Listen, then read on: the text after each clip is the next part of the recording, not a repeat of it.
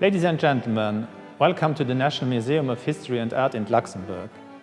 I'm very pleased to present our exhibition Beyond the Medici, Florentine Art in the Baroque. This exhibition was made possible by a generous loan of an American private collection, the Haukohl family collection. With over 30 works, it is probably the most important collection of Florentine Baroque paintings outside of Italy. I would like to thank the collector, Mark Haukohl, very much.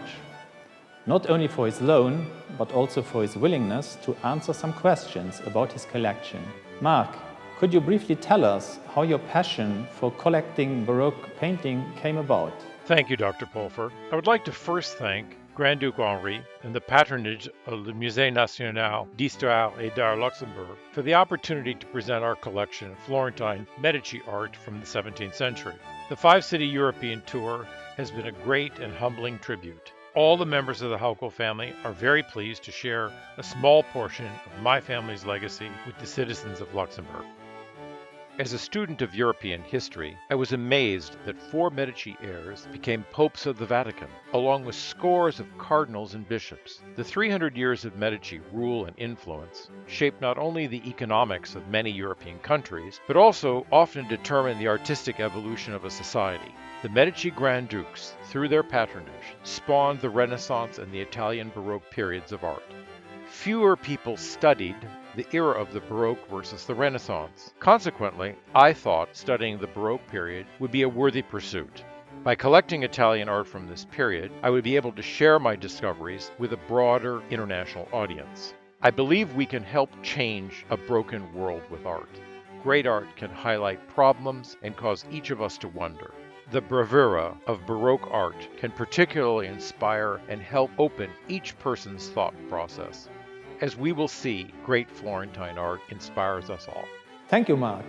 Our viewers will certainly also be interested in learning how and by what means you have systematically, over the last 35 years, built up and expanded this collection. For 4 decades, I have worked to refine and augment the Baroque collection. It has involved extensive travel to search for paintings, sculpture, and tapestries of the 17th century. I rely upon auction houses in both America and Europe, as well as attending international art fairs. I also consult with private art dealers around the world, as well as museum curators and directors, to help point me in the right direction.